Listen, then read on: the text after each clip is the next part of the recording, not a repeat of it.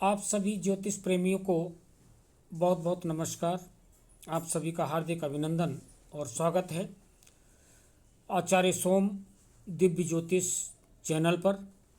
आज हम चर्चा करने जा रहे हैं शनि द्वारा साढ़े साती और ढैया के प्रभाव के विषय में, और कैसे बनती है और किन किन राशियों पर इस समय पर शनि की साढ़े साती और शनि की ढैया का प्रभाव है। तो सबसे पहले तो मैं ये बताना चाहूँगा कि शनि महाराज इस समय मीन राशि में संचार कर रहे हैं और मीन राशि में अभी आगे भी संचार करेंगे। तो शनि की साढ़े साती मीन से एक राशि पहले यानी कि कुंभ, और मीन के एक राशि बाद यानी कि मेष। तो कुंभ, मीन और मेष, इन तीनों ही राशियों पर शनि की साढ़े साती का संचार अभी रहेगा। हाँ, कुंभ राशि के जातकों के लिए शनि की साढ़े साती पांव पर उतरती हुई रहेगी, यानी पैर भाव पर रहेगी अंतिम चरण में। तो शनि की साढ़े साती का अंतिम चरण कुंभ राशि वालों के लिए भागदौड़ बहुत ज़्यादा कराएगा, और कभी कभी तो ऐसी भागदौड़ कराएगा कि जिसका रिजल्ट, जिसका रिस्पॉन्स जीरो रहेगा, यानी अनिर्णित जो भागदौड़ है वो रहेगी। परिणाम ज़्यादा नहीं निकलेगा, लेकिन भागदौड़ बनी रहेगी। दूसरा, मीन राशि वालों के लिए जो शनि की साढ़े साती होगी वो हृदय भाव पर चढ़ी हुई होगी। हृदय पर चढ़ी होने का मतलब होता है कि हम कोई भी अच्छे से जो हमारे रिलेशंस हैं, जो हमारे थॉट्स हैं, जो हमारे विचार हैं, जो हृदय से संबंधित चीज़ें हैं, उनको हम सही ढंग से नहीं कर पाते।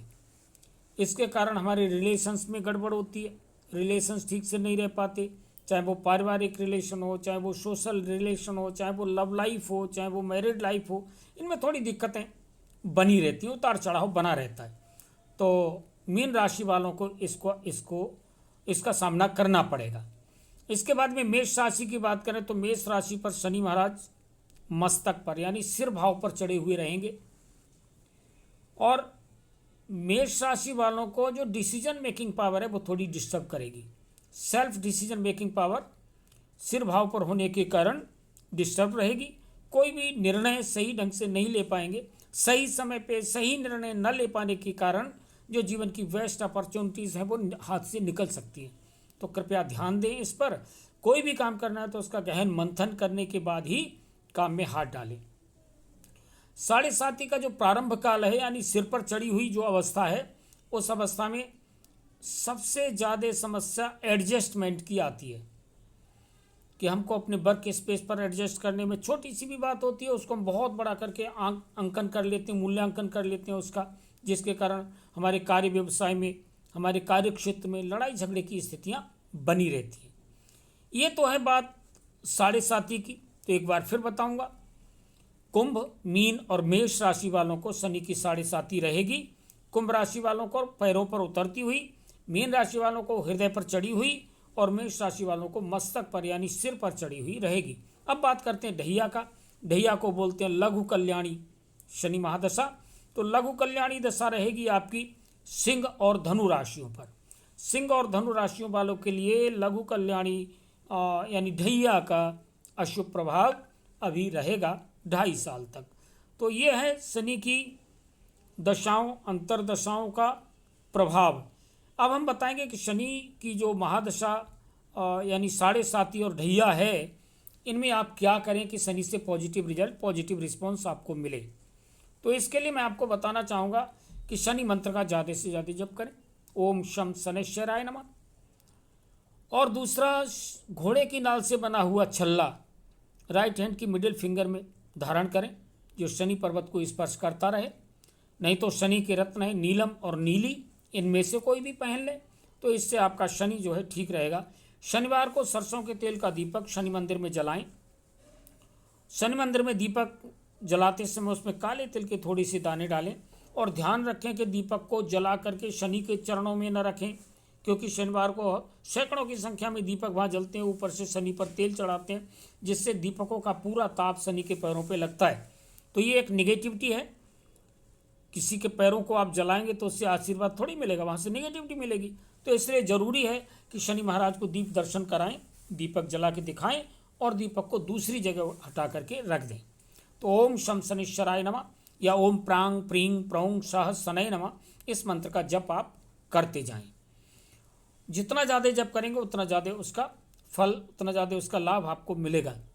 शनि को ठीक करने के लिए और भी बहुत सारे उपाय हैं। शनि महाराज को तेल दान दें, शनि महाराज को उड़द चढ़ाएं, शनि महाराज को काला कपड़ा उड़ाएं, शनि महाराज को शनिवार के दिन तिल अर्पित करें, गुड़ अर्पित करें, तो इससे भी आपका शनि पॉजिटिव रिस्पॉन्स देगा। इसके बाद मैं आपको बताना चाहूँगा विशेष उपाय जो जिन पर शनि की 7.5 चल रही है, उन महानुभावों के लिए शनिवार के दिन सरसों के तेल में पूड़ियाँ बनवाएं, 27 यानी 27 पूड़ी, उनको 3 पैकेट में डालें, यानी 9 पूड़ी एक एक पैकेट में डालें। 50-50 या 100 ग्राम गुड़ की डली उसमें रखें। यथाश्रद्धा दक्षिणा 10 रुपये 11 रुपये तीनों उसमें डालें और एक एक कॉफ़ी का पाउच उसमें डालें।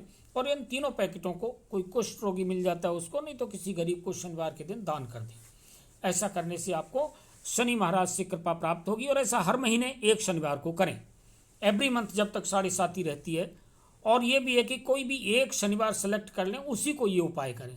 जैसे पहला शनिवार, दूसरा शनिवार, तीसरा शनिवार या चौथा, कोई भी अपनी मर्जी से एक सेलेक्ट करें। हर महीने आप उसी के लिए ये उपाय करें, तो शनि से पॉजिटिव रिस्पॉन्स और रिजल्ट आपको मिलेगा। शनि महाराज को काला कपड़ा चढ़ाने से भी काफ़ी लाभ की प्राप्ति होती है। शनि को काले रंग का कपड़ा चढ़ाएं, उड़ाएं। किसी गरीब को इस समय पर सर्दियाँ चल रही हैं, गरीबों को काले कंबल दान करें, उससे भी शनि आपका ठीक होगा। ज़रूरतमंदों को कंबल दें, इससे शनि से पॉजिटिव एनर्जी आपको मिलने लगेगी। शनि को कर्म फल प्रदाता भी कहा गया है, न्यायाधीश भी कहा गया है। तो इस समय पर झूठ न बोलें, सभी के साथ अच्छा व्यवहार करें, छल कपट से रहित व्यवहार करें। जितनी ईमानदारी, जितनी निष्ठा से आप चलेंगे, शनि महाराज उतना ज़्यादा आपको लाभ प्रदान करेंगे। शनि से उतनी ज़्यादा अच्छी स्थितियां आप प्राप्त कर सकते हैं। तो ये था शनि की 7.5 का प्रभाव। ढैया का भी सेम ही, जिन पर ढैया चल रहे हैं वो भी यही उपाय करें। ओम शम शनिश्चराय नमः मंत्र का जाप करें, शनि स्तोत्र का जप करें और शनि महाराज की कृपा आप सब पर निरंतर बनी रहे। सूर्यो यच्छतु भूपतां द्विजपतिं प्रीतिं परम तन्नुतां, मांगल्यम विदधातु भूमि तनयो बुद्धि विधाता बुधा, गौरम गौरवमातनोत च गुरो शुक्रो शुक्रार्थदा, सर्वे वैर्विनाशनैर्वितनुते रोगक्षयं संज्ञकाम्। नवग्रह देवताभ्यो प्रियंतां नमः।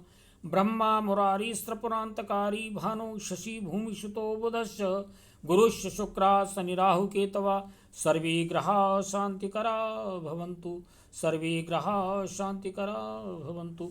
नमस्कार, हैव ए नाइस डे। जय माता दी।